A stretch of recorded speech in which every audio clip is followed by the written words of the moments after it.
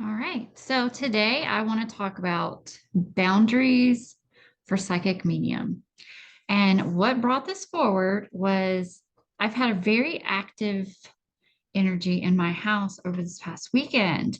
And I kind of linked it back to a few things. I am hyper aware of spirits. I do work with them all the time, but my boundaries are outdated. And during a session with a friend, she was nice enough to let me know that, hey, you might want to look at your boundaries because as I've advanced further, my boundaries that are in place just aren't really effective with the level that I'm at now. So I'm hoping this will help someone else as well that comes across this video and maybe needs some help in what boundaries look like for you. And I feel like these could work on any level. You can modify these to, be within your level of boundaries at any time in your life. You can actually write them down. So later, I will write mine down and make almost like a contract, I would guess, and just stating and then sticking to it with spirit. So let's get to the questions. So, question number one: what types of energies or entities do you feel comfortable interacting with during readings or sessions? Some ideas of what the energies or entities would be is like your spirit guides, angelic beings, deceased loved ones, higher self or soul aspect, ascended masters, positive energies and universal forces, spiritual allies and helpers, and divine source or universal consciousness. So you could really choose all of them. You could choose certain ones. It's up to you and what style of medium you want to be. I mean, it's your choice. You have a choice. um, let's see. I had all this typed up so that I could share with you guys. All right. So question number two. Um, are there any specific topics or subjects that you prefer not to delve into during readings? So here's another opportunity where you can state how you operate during a session and reading, what spirit can and cannot do, like what your boundaries are. Um, and also the boundaries with the client, whomever you're working with. There may be things that you don't want to talk about or kind of get in associated or affiliated with. Some of those examples could be legal or financial matters, health diagnoses or medical advice, predictions or death or negative outcomes, intrusive personal information, ethical dilemmas or moral judgments, religious or political beliefs, hexes, curses, or dark magic, unethical or harmful requests. Um, some of those things we may not feel comfortable delving into, and we don't have to. If that's something that comes up, you just tell your client or spirit, hey, I have a boundary with that. That's not somewhere that I like to go. Okay.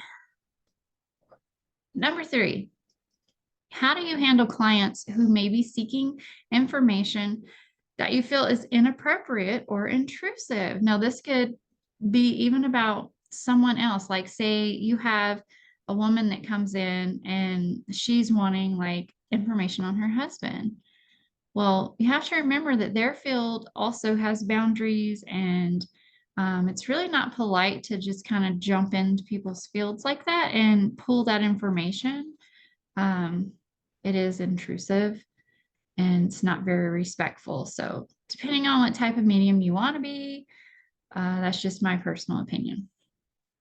So, you may want to set clear boundaries, redirect the conversation, honor your intuition, educate the client, offer alternative resources. Um, this can include like therapists, counselors, financial advisors, or medical professionals. Maintain professionalism. evaluate client compatibility.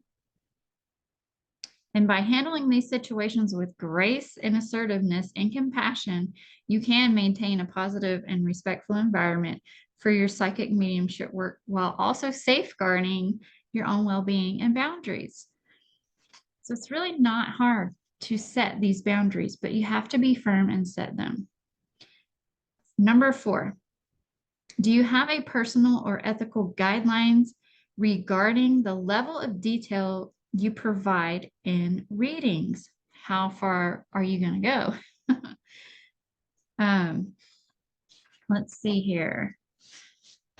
Respect privacy. Okay, make sure I'm on the right page. Empowerment versus dependency. Avoiding fear-mongering. Accuracy and integrity. Informed consent. Continuous self-reflection. All right.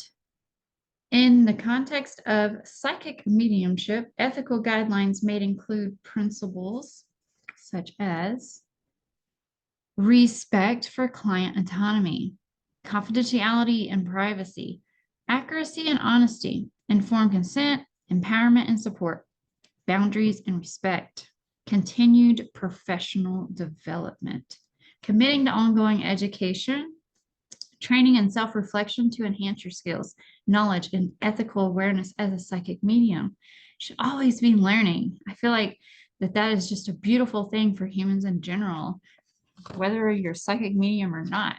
Don't ever stop learning. Number 5, are there any physical or emotional boundaries that you need to establish with clients to maintain your own well-being? All right.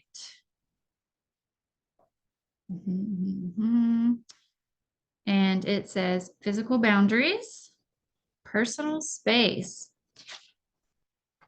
Okay, for sure want personal space. Body language, time limits, and physical self-care. Definitely that physical self-care after sessions too, because depending on what all you cover, you could really be drained. It's a lot of energy that you're working with. Emotional boundaries.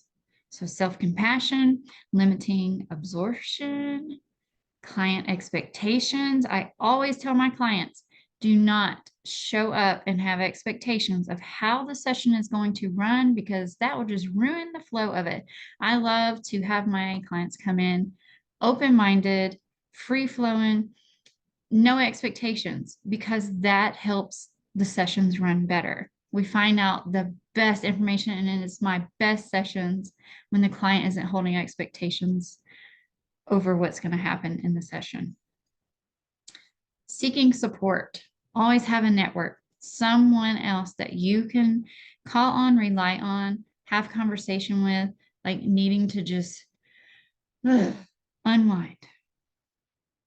All right, number 6. How do you protect yourself energetically before, during, and after readings? I usually sage my space. I light a candle and I connect with my spirit team. Before readings, some things that you could do until you get your own like ritual down of how you want to do this. These are just ideas. So a grounding exercise to ground within your body. You could meditate or do your own process. I like to just close my eyes and visualize the light kind of just coming through and like pulling myself back into my body and then out through down my feet into the roots. And aura cleansing, I do that when I'm doing my sage. I actually cleanse my whole entire area whenever I'm doing that. The protective visualization. So you can visualize a protective shield, or you can do a bubble of light around you. I usually do almost like a dome bubble, and it actually goes around like my whole house, my neighbors. Like I can stretch it out as far as I want. Always checking in to see if it's in place, and just visualizing it there and holding it there. Let's see. So during the readings, you want to maintain centeredness. So stay centered, grounded, calm, and, focusing on your breath. Set intentions. So you set clear intentions for reading, both for yourself and for the client. You can ask your spirit team for guidance. I love doing this with my clients. Before they show up, I call in their spirit team. I ask them to come in. I have a little waiting room like right here. I ask them to stay right here till it starts. And I have them work with my team and with me. So that way the session flows the way it needs to be. We give them the information that they need.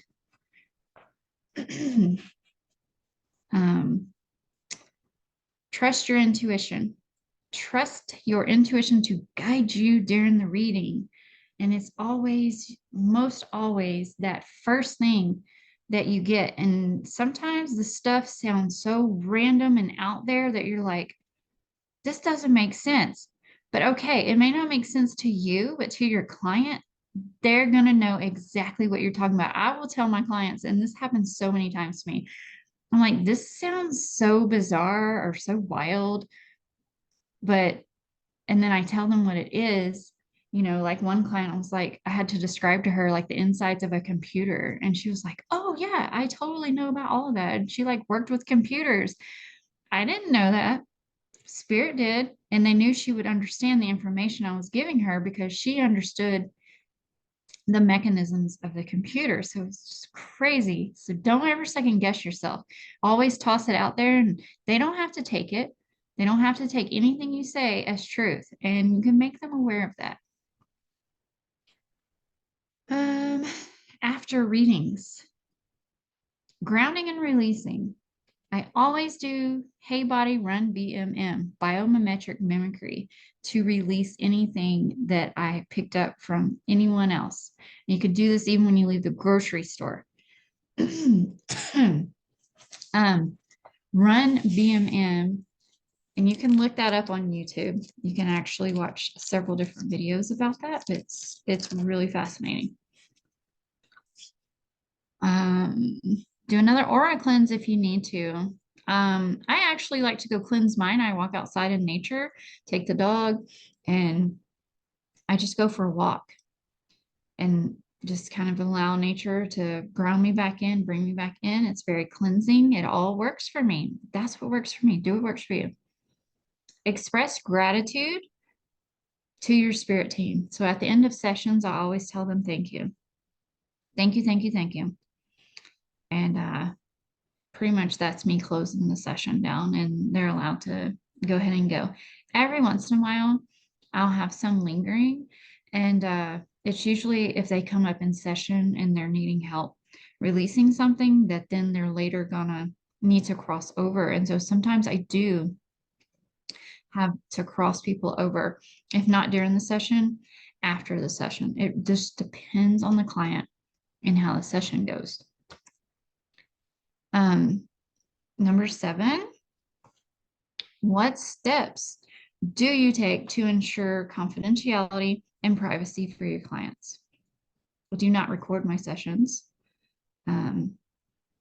That's just confidentiality, and I don't find that I need to record them. I do make notes as I'm tracking through the session. Let's see, what were the things I wrote down here? Okay, so if you do happen to keep anything like that, you need a secure storage. I do not like to keep anything with people's names on it,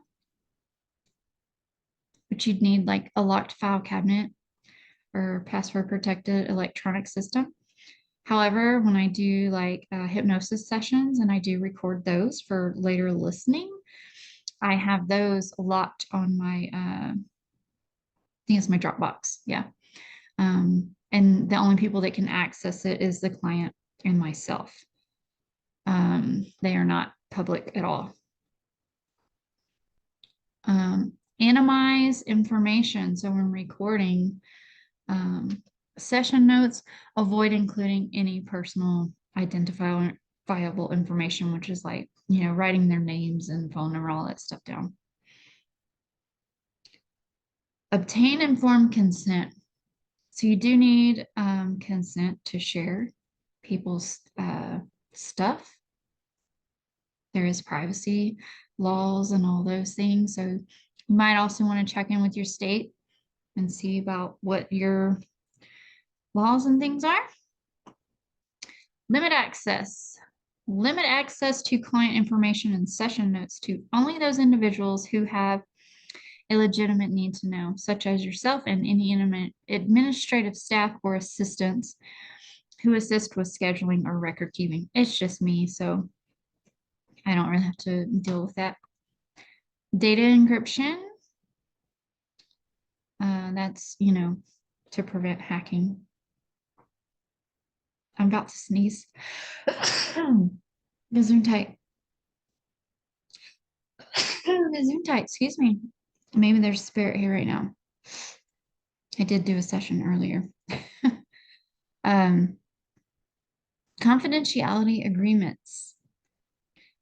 You can consider having your client sign privacy policies and confidentiality agreements. It all depends on how you're going to run your business and the laws and things in your state. So make sure you check into that. Shred and destroy records when no longer needed. Definitely, I have a shredder. Professional ethics, code of ethics and standards. So you can actually create that for yourself as well. Regular review. So regular review and update your confidentiality and privacy practices to ensure they remain, aligned with legal requirements. So yeah, you definitely want to check in with your state. Okay. Number 8, are there any circumstances under which you would decline to do a reading or a session? So like I personally do not like giving relationship advice because I feel it invades the partner and relationship boundaries of the other person. I also don't like talking about money situations unless there is information that comes to me to give to them. Other than that, like,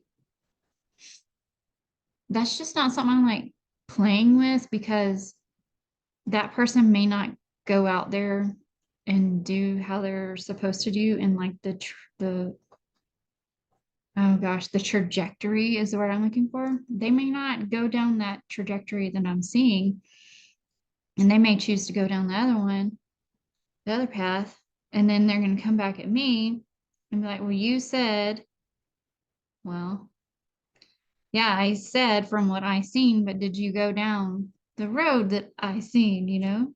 So that's what I don't. It's just a little too much, a little too chaotic. So I don't go there unless spirit asks me to. Communicate your boundaries clearly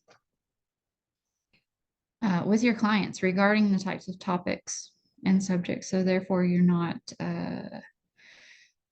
dealing with any chaos or drama or anything that could come up.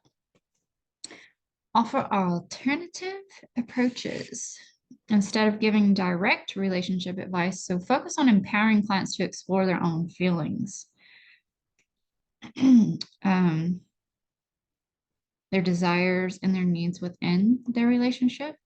You can encourage self-reflection, communication skills, and personal growth. I like to build ebooks and things for this kind of stuff to just be able to send them like a link to go to like as a resource. And then they can find more information there. That also keeps you from bogging down a session with just one thing. Respect client consent. If the client insists on receiving relationship advice despite your boundaries, respect their autonomy and consent while also affirming your stance. Offer to explore other areas of their life or provide guidance within the scope of your comfort and expertise. Trust your intuition and discernment to recognize when a reading or session may not be in alignment with your ethical principles or personal boundaries. And ethical considerations. Consider declining readings or sessions that involve unethical or harmful requests, such as seeking to manipulate others, interfere with free will, or engage in activities that may cause harm or distress to individuals or relationships. So just maintain clear boundaries and ethical standards in your practice as a psychic medium. Number 9, how do you handle situations where clients become overly dependent on your guidance or refuse to accept your boundaries? Well, I tend to use words that redirect them to be resourceful by offering them tips and tricks to go hunt down themselves. Okay, so empowerment language. Instead of providing direct answers, you use the language that encourages clients to tap into their own intuition and resources. You're teaching them how to do it, not telling them. Like you want to walk them through it so they can experience and be like, encourage self-reflection. I like to do this by intuitive writing. I like to tell majority of all my clients that they need to write and pull forward some information, different things like that. Let's see, offer tools and techniques. I do that almost like their homework. It just depends on the session and what resources that I feel they require, and then I send that to them. And I leave it in their field to follow it with me. I do not hound my clients to, trying to hold too much of their energy like that. I can't do that. Okay, set boundaries firmly. We've been over that. Redirect the focus. That can be a helpful tool. If a client does become overly dependent on your guidance, you can gently redirect the focus back to them and their own inner wisdom. Encourage them to trust themselves and their innate ability to find solutions. Because what will happen is they will keep running to you for the answer when yet it's themselves they need to seek that answer. But because they don't want to do the work, they want someone else to do it for them. So if you can step in and redirect that focus and help them understand what they need to do, and it's like kids, we're teaching them, having to train them. Encourage seeking multiple perspectives. Reinforce self-empowerment.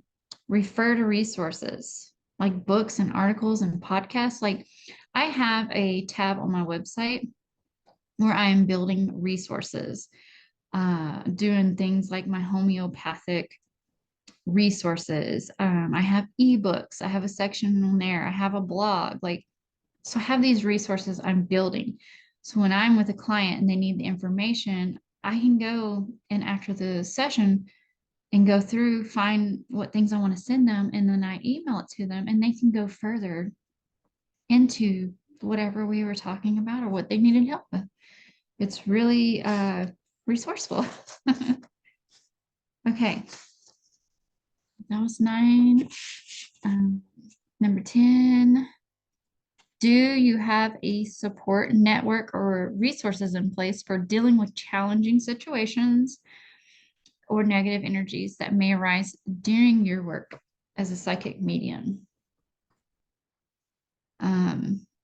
So I'm part of a healer community, and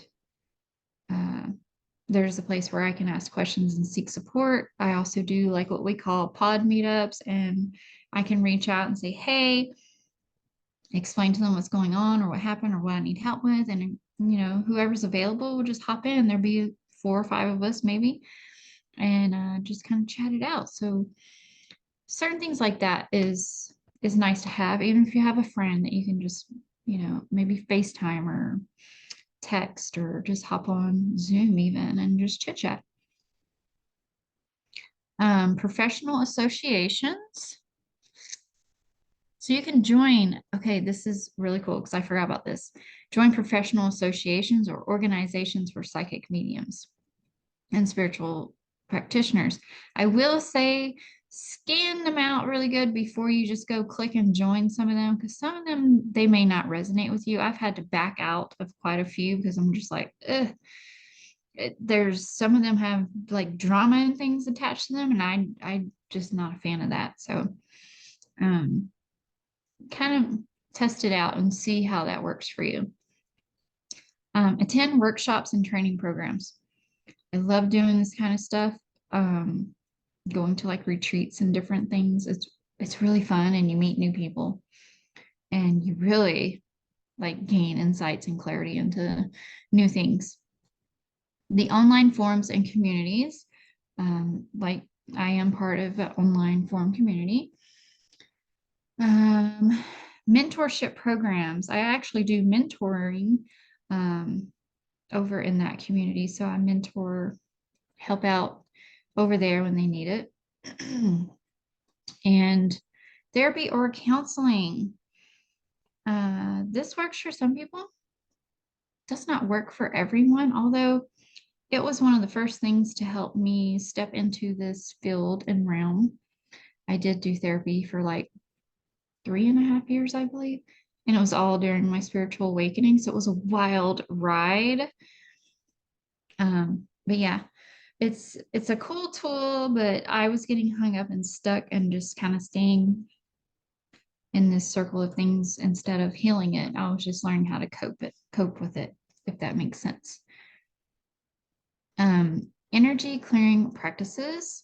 Incorporate regular energy clearing practices into your routine and cleanse and protect your energy field. I do that with sage and boundaries. Self-care and wellness. Prioritize self-care and wellness practices to support your physical, emotional, and spiritual well-being. Meditation, yoga, exercise, spending time in nature, my favorite for creative expression. And I do that with writing.